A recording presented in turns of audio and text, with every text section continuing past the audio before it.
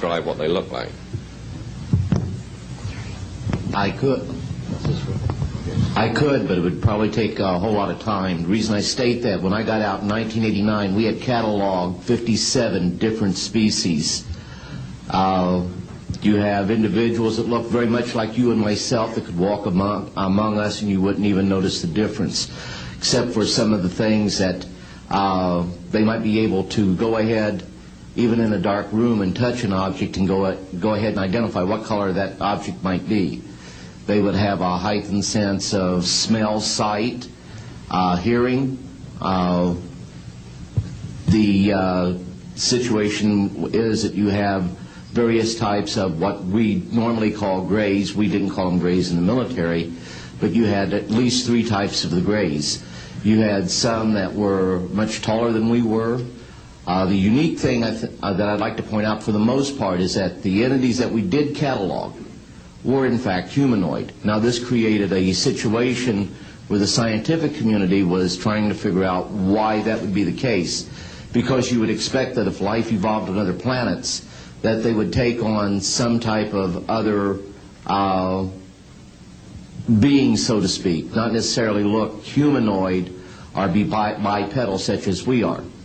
But apparently we got quite a few of the species out there that are humanoid in appearance, and that creates a question that yet has to be answered by science. Yes, and as I call on you, please state the news agency that you were with. Yes, ma'am. Deanne Davis with United Press International. Could you please address the vehicle that there was a drawing displayed of? Why would this vehicle be on display at an air show? What is the power source that you are asserting is going to be so very useful? And how can you determine this vehicle is not something that is being developed, by a government agency?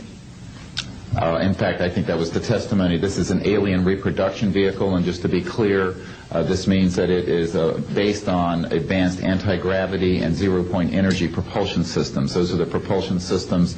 They are being manufactured by a consortium of companies that include Lockheed Martin, Northrop, SAIC, and other corporations. They do have superluminal capacity, in other words, faster than the speed of light capacity.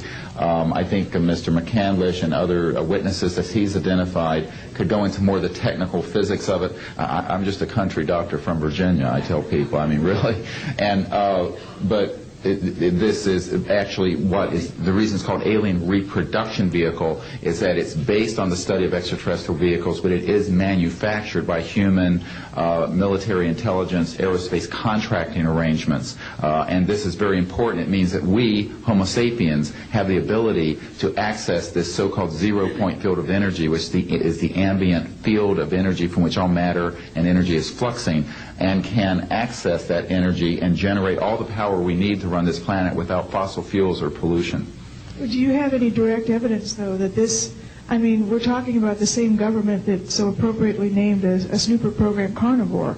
So just because it's named the alien reproduction vehicle, considering the history and the questions that have been existing for such a long time about flying saucers, I mean, do you know, is there any direct reason to believe that this is actually derived from technology?